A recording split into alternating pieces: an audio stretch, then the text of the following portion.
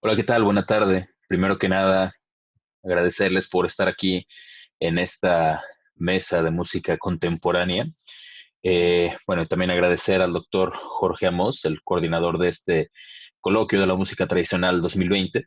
Agradecerle por el espacio que nos dio para hablar de estos géneros musicales en este coloquio. Bueno, me presento rápidamente. Me llamo Héctor Hugo Peña Munguía, soy licenciado en Historia por la Facultad de Historia de la Universidad de Michoacán de San Nicolás de Hidalgo. Y bueno, hoy en día realizo el posgrado en Historia dentro de la misma institución. Pues bueno, les hablaré un poquito del proyecto que estoy realizando en este posgrado, que va ligado justamente a la historia del jazz en México. Desde mi punto de vista, ha sido una historia que todavía no se ha construido como tal. Existen ya diversos libros que hablan de la historia del jazz en México, del jazz en México, pero que no han tenido o han dejado muchísimos, muchísimos huecos. Primeramente, comenzaré por mencionar que el jazz como tradición tal vez ha tenido muchísimos, o bueno, no sé, nunca se pudo consolidar como una música tradicional en México porque tuvo muchísimas limitantes. Y esto más que nada, si lo pensamos en el contexto en el cual tuvo el mayor auge a nivel mundial, digamos, con las big bands de Norteamérica, acá ya no se pudo justamente por el contexto de la creación de una identidad nacionalista, ¿no? Veníamos saliendo de la Revolución Mexicana y lo primerito que hizo Vasconcelos pues fue prohibir los foxtrots, el jazz. ¿Por qué? Porque no formaba parte de esta nueva identidad nacionalista.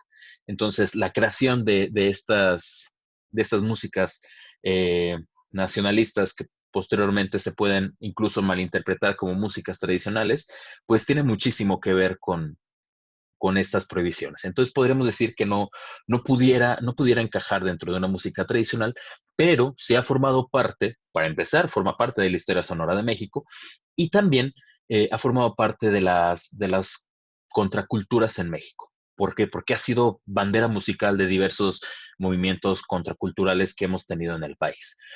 Pero bueno, sin más preámbulo, les enseñaré unas breves diapositivas de lo que estoy realizando en esta investigación. Bien, el título de la ponencia, como ya lo vieron ustedes, es México en el jazz y el jazz en México, una historia en construcción.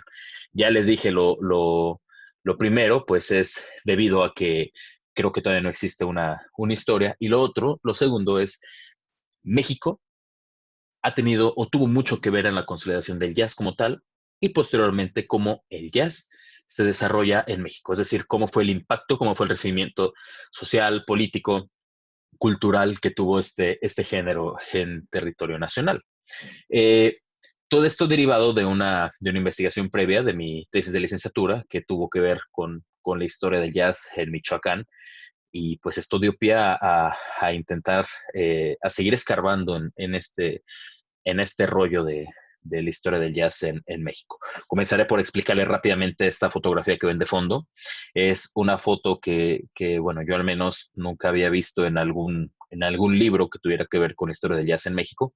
Se trata de una orquesta llamada Villalobos Hernández Novelty Jazzers. Es una fotografía que data del año 1925. Y bueno, desde aquí vemos una de las partes que yo pretendo hacer con esta investigación, que es ver o hacer esta historia social del jazz en México, es decir, cuál fue la función del jazz. Aquí lo tenemos y se puede decir, bueno, aquí está una banda y se ve que está tocando dentro de un salón, posiblemente es un salón de eventos, y bueno, tiene como cierta facha en sus vestimentas, que es algo serio, ¿no? Es como una tocada formal, algo que tiene que ver eh, para cierta sociedad, ¿no? Es decir, no era como una música para el pueblo, por así decirlo, ¿sale? Ahí lo vemos como una especie de las clases sociales, ¿no? Donde tocaban. Pero no todas las bandas fueron así, que es lo que quiero demostrar ahorita con algunas fotografías. Pero bueno, comenzaré por mencionar brevemente en qué consiste todo este rollo del jazz, ¿no? Primeramente hablar geográficamente, ok, el jazz surge en Nueva Orleans, cuando surge a finales del siglo XIX, y bueno, ahí tenemos un mapita.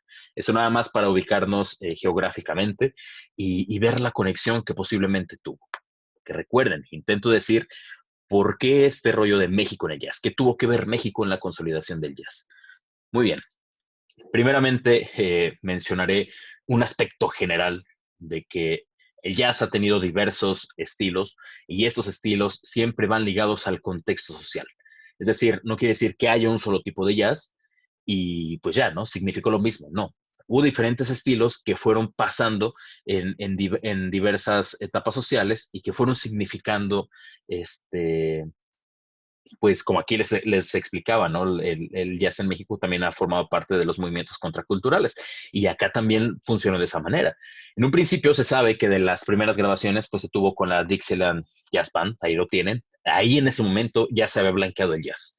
Y sobre todo en el swing, ahí lo tenemos con el clarinetista, el que está al centro de la imagen arriba, Benny Goodman, se ha blanqueado y tenía totalmente otro sentido el jazz como tal, ¿no? Era una música bailable, música alegre, etcétera, etcétera. Hasta que surge el bebop con Charlie Parker, Dizzy Gillespie, Thelonious Monk y cobra otro sentido el jazz. Luego viene el hard bop, el cool jazz con Miles Davis, hasta llegar de nuevamente, hasta llegar a otra etapa que es el free jazz con los máximos representantes, Ornette Coleman. Esto lo explico porque estas etapas también se vivieron en México. Sin embargo, aquellos que han escrito la historia del jazz en México no han hablado de eso, no han hablado cómo recibieron los jazzistas el bebop, o quiénes eran los que hacían el swing, o quiénes recibieron el, el cool jazz, el hard bop, etcétera, etcétera. Esta es la parte que no se ha hecho y es lo que yo estoy realizando con esta investigación. ¿Por qué? ¿Por qué les muestro estas imágenes? Porque, bueno, aquí lo vemos, la evolución del jazz en el contexto social, cómo fue pasando. Tenemos en un principio, el Dixieland pues representaba esta alegría, es decir, un periodo previo a la Primera Guerra Mundial en donde pues todo estaba bien, ¿no? Posteriormente el estilo Chicago, ya se percibe la tranquilidad de los raros veintes. El swing ya materializa la seguridad y la estandarización en masa de la vida poco antes de la Segunda Guerra Mundial. ¿Cómo se vivía? Todo súper bien, ¿no? El bebop, ahí ya empiezan de nuevo cuenta a tener otro sentido, ¿no? Por eso ya aquí incluso muchos jazzistas decían, el bebop no es jazz, porque es algo muy alocado, ya no se baila, ya te tienes que sentar a ver la cerveza e intentar entender la música, ¿no? Y bueno, son diversos estilos que tuvieron diferentes significados con la sociedad, ¿no? Eso es muy interesante y es lo que pretendo realizar, pero en el caso mexicano.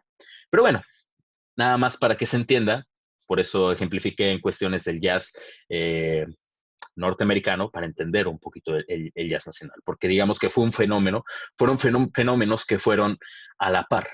Es decir, aquí sí no hubo mucho desfase. Incluso referente a esto de que México tuvo que ver en la consolidación del jazz de Nueva Orleans, es una de las partes fundamentales, centrales de mi investigación, que va relacionado a una hipótesis que arrojé desde mi proyecto de licenciatura sobre la influencia de una banda mexicana que fue a Nueva Orleans y que se dice influenciar a los músicos de Nueva Orleans para el surgimiento del jazz. Para empezar, una de las hipótesis principales, pues, es la cercanía que se tenía antes de que perdiéramos el territorio de Texas, ¿no? Aquí lo tenemos Texas y Luisiana, pues, pegaditos. Es decir, había intercambio comercial, había intercambio cultural. También otra de las hipótesis es la llegada de los músicos cubanos del Caribe, por así decirlo, ¿sale? Que pasaban por México o que se iban directamente por el Golfo de México a llegar a Nueva Orleans. Entonces hay influencia latina, no nada más mexicana. No podemos decir que nada más el jazz es música africana o influencia africana, no. Al final de cuentas, el jazz tiene influencia africana, tiene influencia europea, tiene influencia caribeña, mexicana, pero bueno, esta hipótesis que yo estoy manejando no es que yo me lo haya inventado, ni que Héctor Peña haya dicho, esta banda influenció, no. De los libros principales, los más importantes sobre la historia del jazz en Nueva Orleans, entre ellos el de Ted Gioia, la historia del jazz, Joachim Beren, del jazz de Nueva Orleans al jazz rock, eh, libros sobre la historia del jazz latino, como Caliente de Duke Delanoy, hablan y mencionan mucho a una banda mexicana que fue a tocar a Nueva Orleans en el año de 1884 a una feria de algodón y azúcar. Se trata de la banda del Octavo Regimiento de Caballería, dirigida por Encarnación Payén. Ellos lo han mencionado, han dicho que esta banda ha sido muy importante, incluso uno de los jazzistas, de los primeros jazzistas más importantes, Jelly Roll Morton. ¿Y por qué digo que importante? Pues porque imagínense que el tipo eh, en el año 1919 dice, yo inventé el jazz, yo soy el creador, y todo el mundo lo voltea a ver como, oye, ¿qué te pasa, no? Esto no se inventó ahorita. Esto que tú dices que es jazz, tiene años tocándose en las carpas de circo, tiene años tocándose en los barrios, es decir, no fue algo que se inventó, fue algo que se fue gestando. El jazz no surge en los años 20, ni en el 1910, el jazz se fue gestando desde antes, y es parte de lo que yo intento demostrar con esta hipótesis.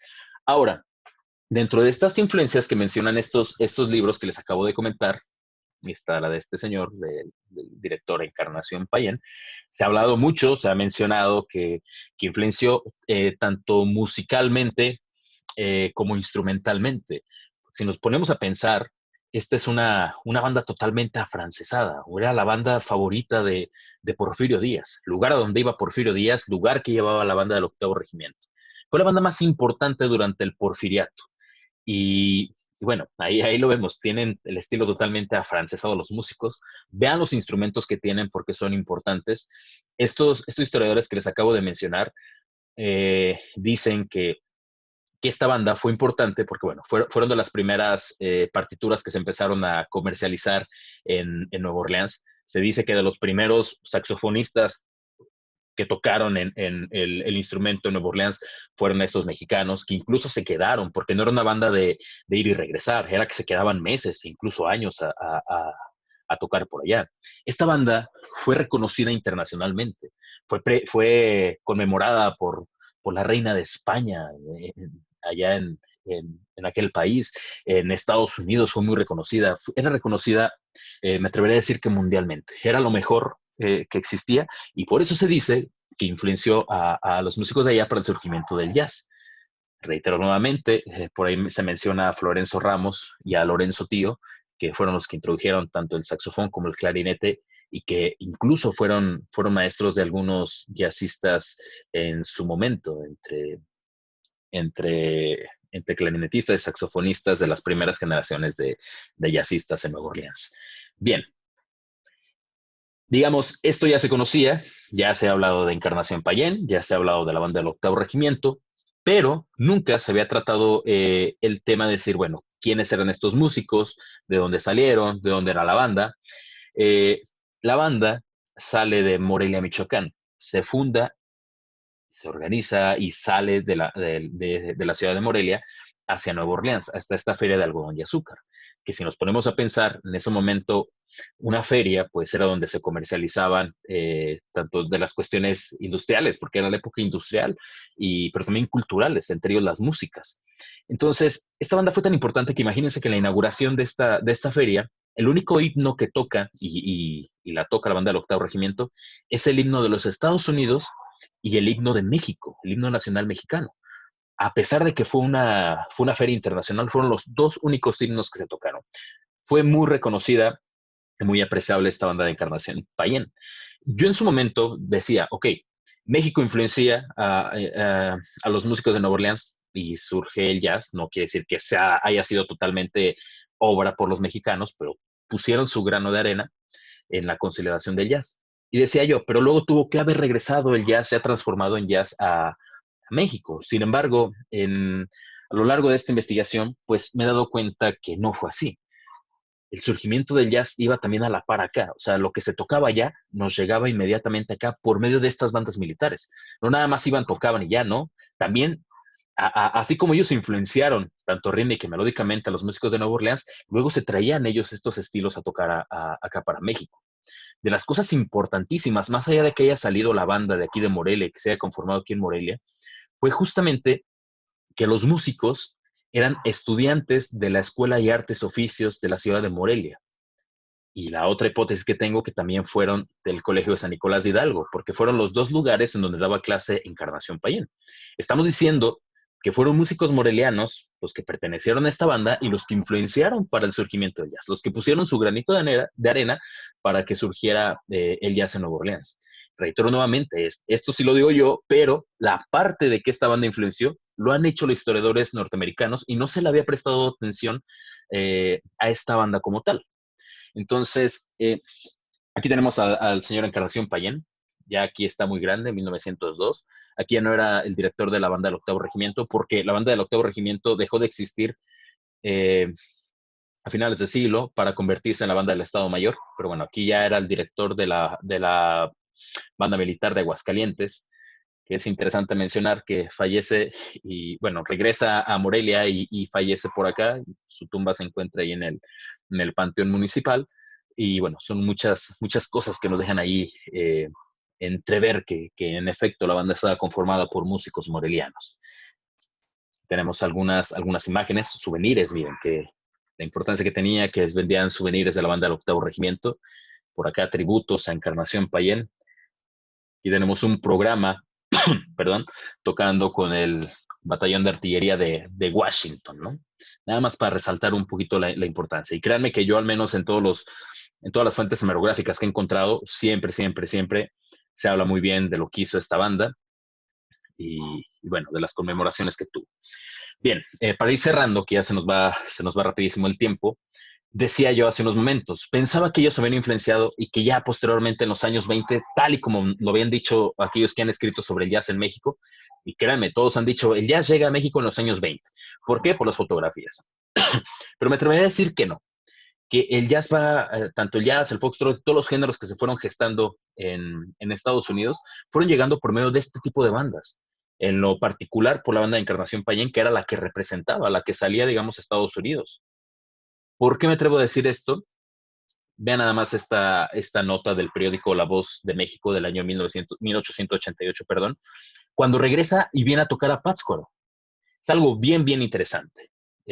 Voy a hacer lectura también para ya poder finalizar esta charla y que quede claro cómo es que ellos fueron los que fueron trayendo estos géneros que se tocaban en Estados Unidos. No nada más influenciaron, sino que ellos mismos trajeron estos géneros acá a México. Dice Pátzcuaro, población siempre entusiasta y muy particularmente en materia de música, está hoy de plácemes con los adelantos alcanzados por la banda de Epifanio Reyes, compuesta de los principales jóvenes de aquella ciudad. Epifanio Reyes era incluso compadre de Encarnación Payén y fue quien se lo trajo a vivir a Morelia para que formara la banda del Octavo Regimiento de Caballería.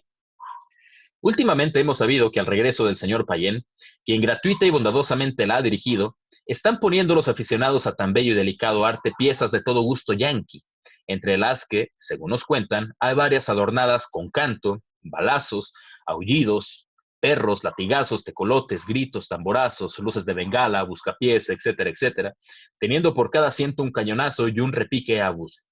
Sentimos, ciertamente, que los jóvenes que forman la banda de música a que nos referimos se den al estilo americano, desmintiendo así la reputación y buen gusto que hasta aquí habían caracterizado los hijos de tan simpática ciudad. Lo que está haciendo el periodista que escribió esto, es decir, lo que están tocando estos jóvenes y lo sentimos por ellos, pues es algo feo, ¿no? Algo bruto. Tal y como se empezó a concebir el jazz en Estados Unidos, que lo hacían o decían que era lo equiparable a aullidos de perro, ¿no? Tal y como lo menciono aquí. Música de gustos de yanquis, que acá vienen y tocan los jóvenes y pobres por ellos, ¿no? Este tipo de artículos no, me hacen pensar que en realidad el jazz no llegó vuelto como jazz hasta los años 20. El jazz durante todo este periodo, desde que fueron a tocar la primera vez a Nueva Orleans, empezaron a traer este tipo de músicas, reitero, sobre todo la banda del Octavo Regimiento de Caballería.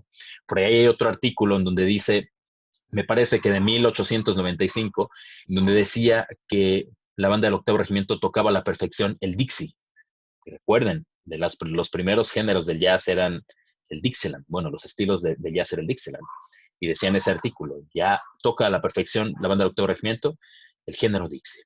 Entonces son cosas muy, muy, muy, muy, muy importantes y que debemos de rescatar, que México tuvo que ver en la consolidación del jazz en Nueva Orleans y que esta banda del Octavo Regimiento en lo particular fue de las que vinieron trayendo estos géneros. Incluso quizá ya se escuchaba lo que eran los principios del jazz, que no se le había dado el nombre de jazz, pero que ya sonaba también en México. No llegó hasta los años 20.